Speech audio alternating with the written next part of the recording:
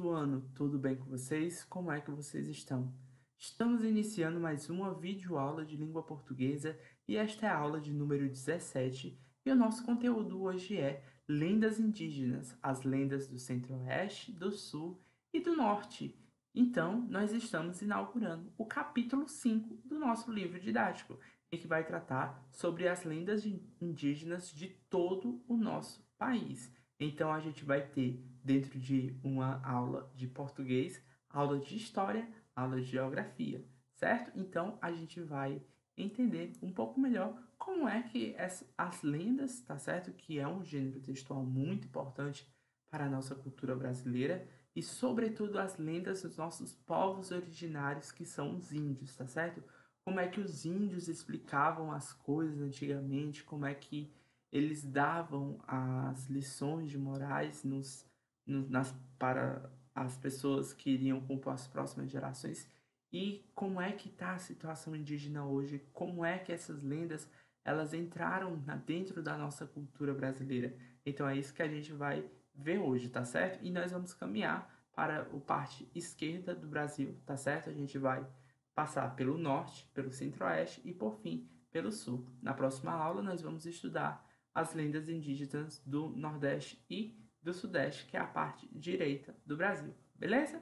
Então, quando eu falo esquerda e direita, é porque eu acho que vocês conhecem o mapa mundi, né? O mapa do Brasil, dizer que o lado esquerdo, que é esse lado que faz fronteira ali com os países, os outros países da América do Sul, né? Aí a gente tem a Bolívia, né? O Peru, o, o Paraguai, o Uruguai, né? Lá no sul, a Argentina, então eu acredito que vocês conheçam, né? E do outro lado, o lado direito, é quando a gente faz divisa, né, com o Oceano Atlântico. Não é divisa, né? É o próprio oceano que chega aqui para nós. Então, vamos lá começar com a nossa aula. Tá muito interessante, vocês vão amar.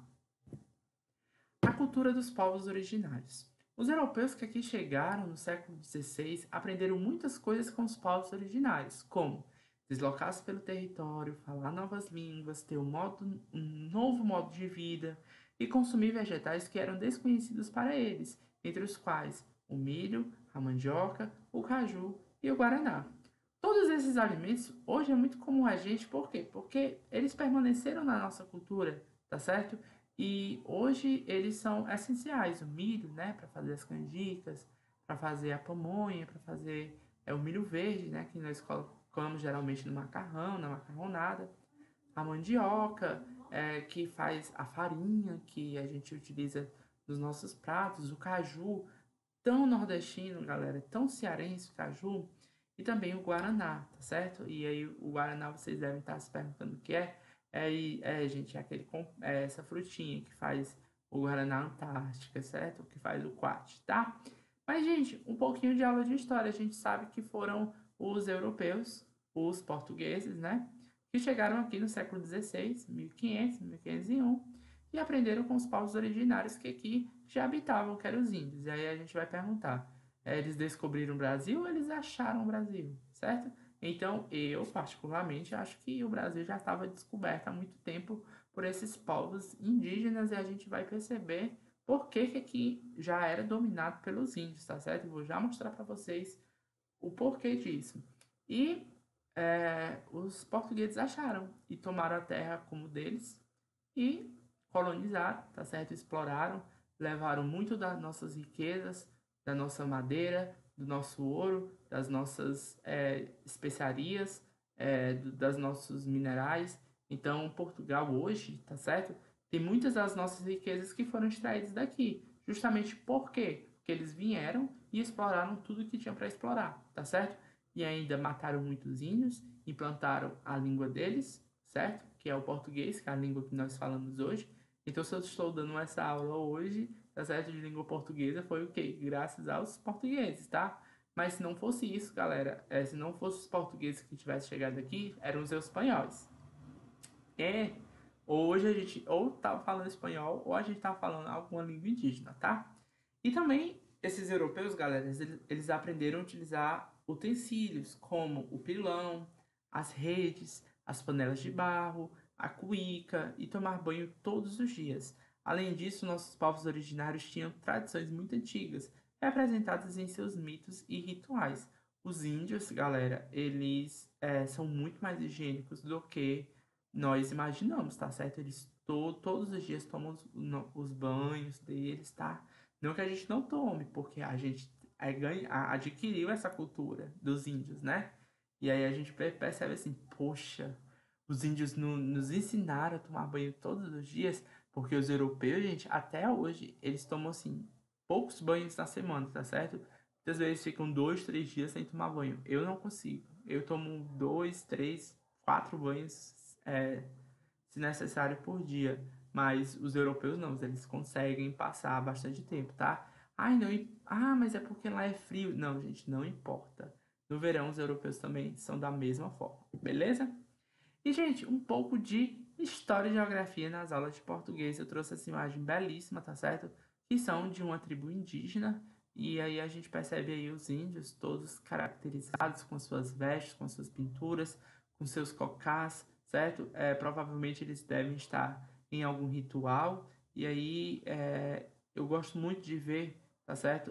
Os indígenas dessa forma porque eu percebo que a cara do Brasil também é esta, tá certo? Então, o Brasil é construído por muitas faces e uma dessas faces é o indígena, tá certo? E a quem hoje muitas pessoas desprezam.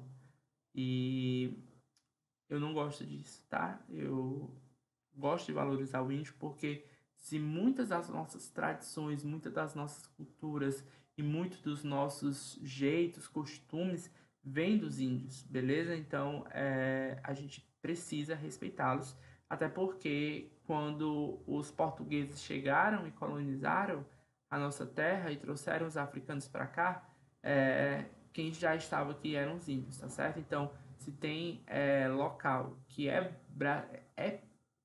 brasileiro, que pertencente a alguém, este local, que é o nosso país, pertence aos indígenas, tá certo? Então, vamos lá.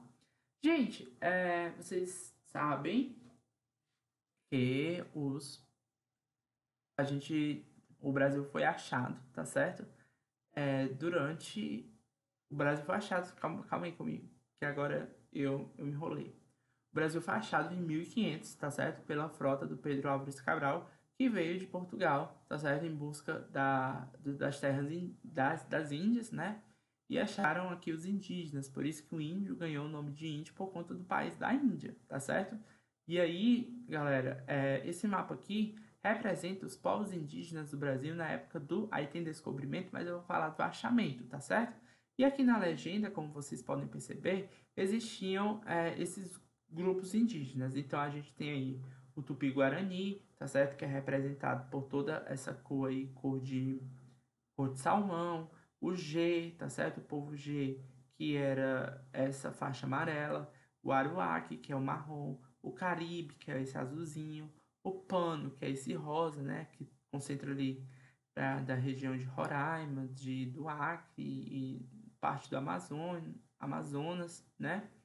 E aí a gente vai ter o Tucano, que é essa parte cinza ali no norte da Amazônia, o Charrua, que é com certeza essa parte ao sul, tá certo? Aqui embaixo, ali perto da divisa com o Uruguai, e os outros grupos, tá certo? De indígenas que eles moravam aí espalhados nesse Brasil. Então a gente percebe que aqui no nosso Ceará a população que vivia eram os tupis guaranis, tá certo? Então a gente aqui no Ceará tinha esses povos indígenas. Então vocês percebam que em todo esse território brasileiro, tá certo? Já era ocupado por indígenas. E por que que hoje em dia os índios eles têm tanta pouca terra? Se desde que eles chegaram, é óbvio que o Brasil cresceu, o Brasil foi colonizado, o Brasil teve muitos imigrantes, tá certo? Sobretudo os do continente africano e por conta dos africanos que foram trazidos da África para cá para serem escravizados e os índios também foram escravizados. E aí, galera, e por que que hoje, tá certo? Se essa terra pertenceu ao índio, porque hoje ela não pertence mais, tá? Então a gente tem que ter ideia disso.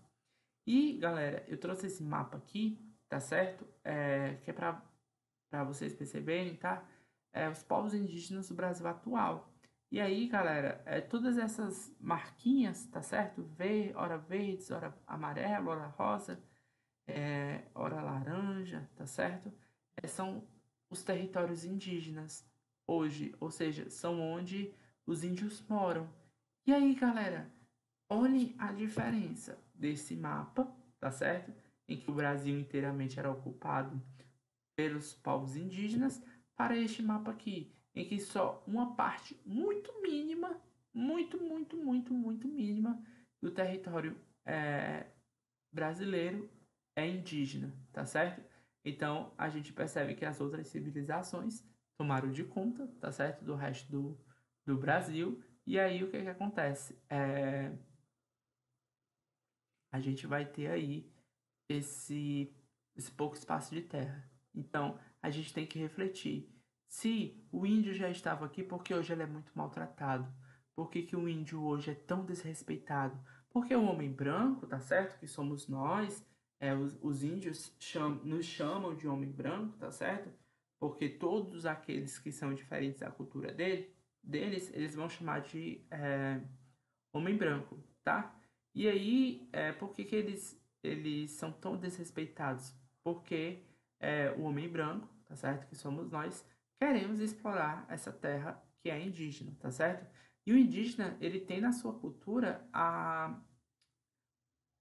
o poder, certo? A missão de cuidar da natureza, tá certo? E a partir do momento em que o homem invade sua terra indígena, que destrói as matas, que polui os rios, que deixa tudo aquilo mais pobre, que caça, mata os animais, o índio sofre, porque o índio é parte da natureza, tá certo?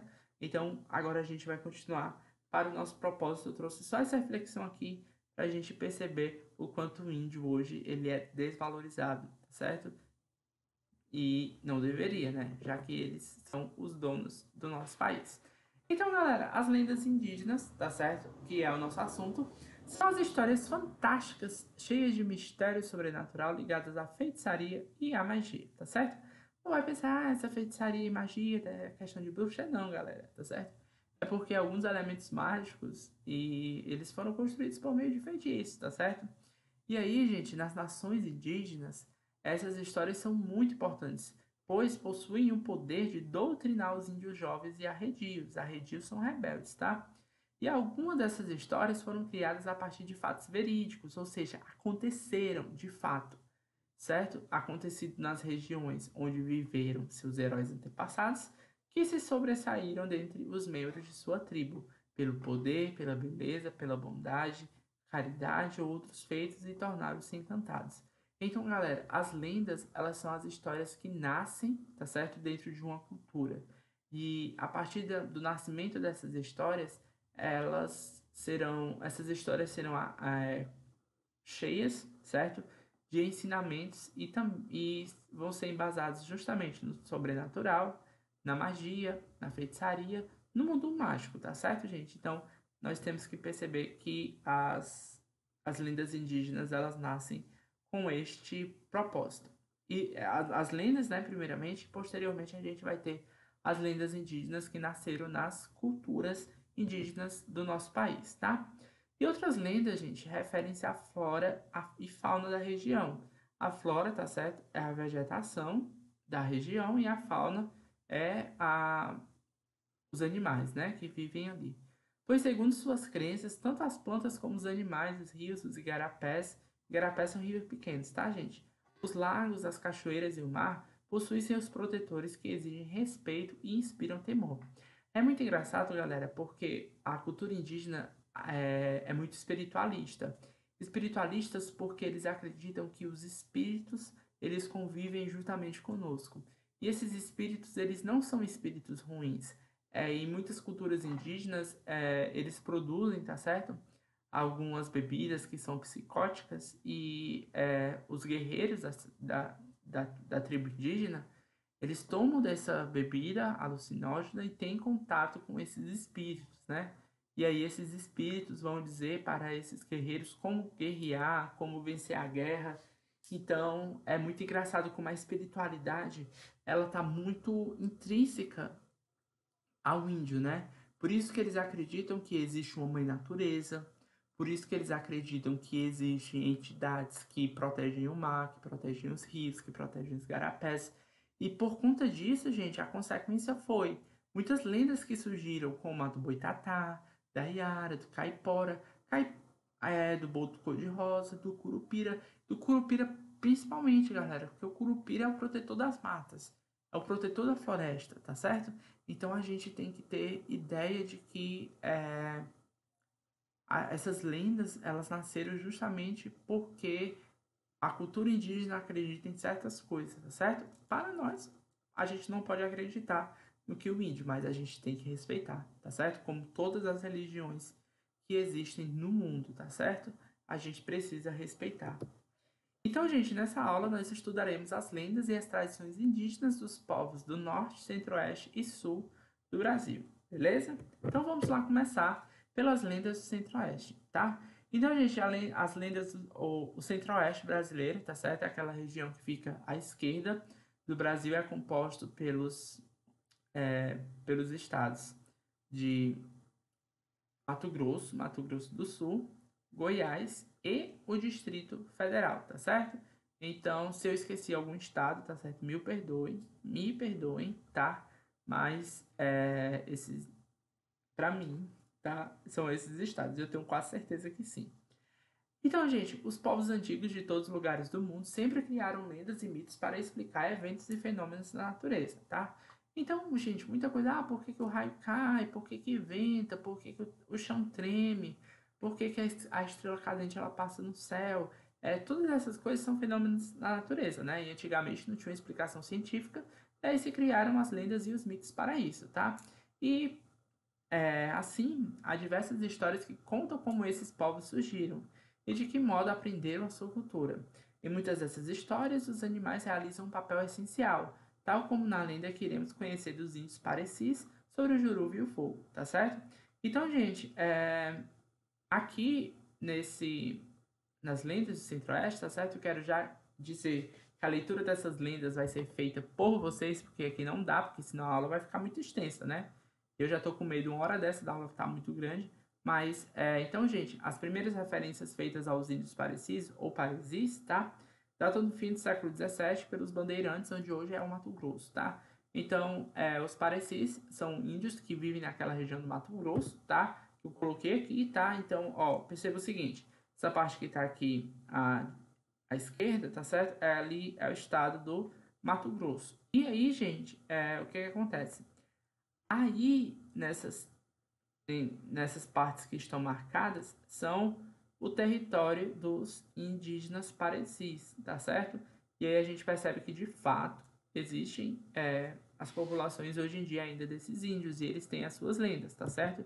Que é a lenda do Juruva salvou o fogo. E o livro de vocês traz essas imagens para a gente justamente pensar o que é essa lenda, por que é essa lenda. Então vocês percebam o quê? Que de fato é uma lenda indígena, olha ali as representações dos índios nas suas ocas, né?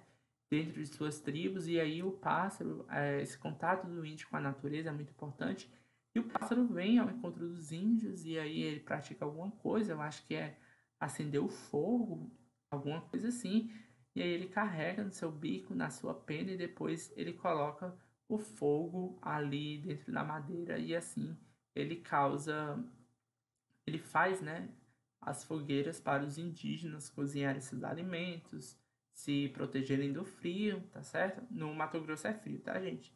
É muito quente também, mas tem alguns períodos que é frio. Então a gente percebe que aí a gente tem de fato uma lenda indígena. Então a gente pressupõe que é a criação do fogo, tá certo? Por que o fogo foi criado? E é um fenômeno da natureza, é uma explicação para o fenômeno da natureza. E do contrário, gente, a gente vai ter as lendas do sul, que é o sul do Brasil, onde eu já morei, né? Então, o sul do Brasil é composto pelos três estados, Paraná, Santa Catarina e Rio Grande do Sul, tá certo? E esses fazem divisa com outros países, como o Rio Grande do Sul faz com o Uruguai e a Argentina, e aí a Santa Catarina faz com a Argentina, e o Paraná faz fronteira com a Bolívia, a Bolívia, o Paraguai. Não, só o Paraguai, desculpa. É só o Paraguai e a Argentina, tá certo? E aí, gente, quem viviam lá, tá certo, né, no sul eram os índios guaranis, tá? E aí os guaranis são um conjunto de povos indígenas com a mesma origem, com o mesmo idioma, tá? Eles falavam guarani. E quando os europeus chegaram, eles ocuparam parte da Argentina, do Paraguai, da Bolívia e do Brasil, na região que se estende do Rio Grande do Sul a São Paulo e no Mato Grosso do Sul, onde viviam em aldeias praticamente viviam em aldeias e praticavam agricultura. Atualmente, a maior concentração dos povos guaranis está no Mato Grosso do Sul, tá certo? Que é abaixo do estado do Mato Grosso, lá no centro-oeste, tá? Mas no sul, há uma cultura muito impetrada de beber chamate diariamente. Entretanto, nem todos sabem que essa é uma tradição indígena. Então, galera, lá no sul, tá certo? E é de fato, gente, todos os dias, muitos sulistas, eles bebem dessa bebida, que é feita com a erva mate, que é o chimarrão. O chimarrão, ele vem de uma cultura indígena, tá certo? E aí, é essa bebida maravilhosa. Eu fiz a questão de trazer uma imagem, tá certo? É tal qual eu fazia antes, né? Eu bebi muito chimarrão na minha vida. E é uma delícia, tá, gente? Muitos pensam que é uma bebida alcoólica, mas é não. Nada mais é do que essa ervazinha, tá certo? Que é a planta que foi triturada, e aí você coloca água dentro e fica duro, aí bota água quente, né? E aí vai formando chá e você vai bebendo esse chá, tá certo? É bem gostoso, é, é forte, né, no início, mas depois você vai se acostumando e fica muito bom.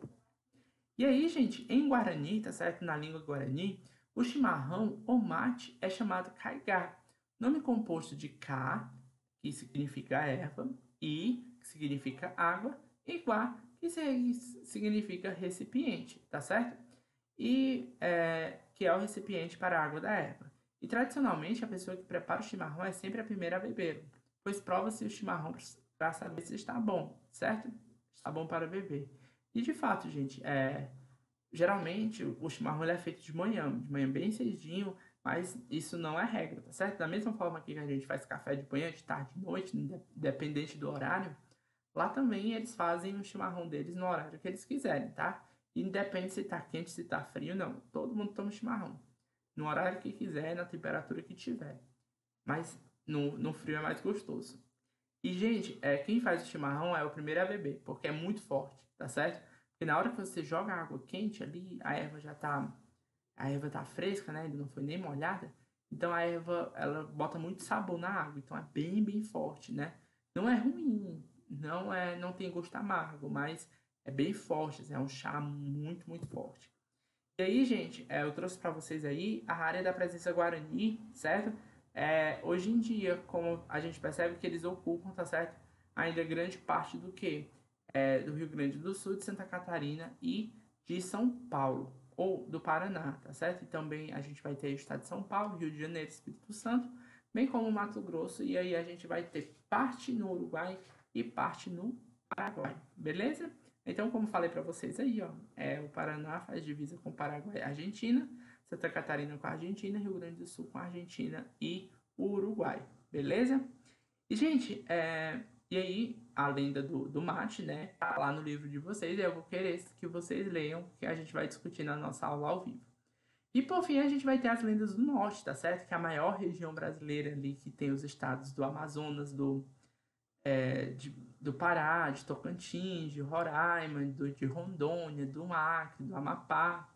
E aí, deixa eu ver se eu esqueci mais algum. Acho que não.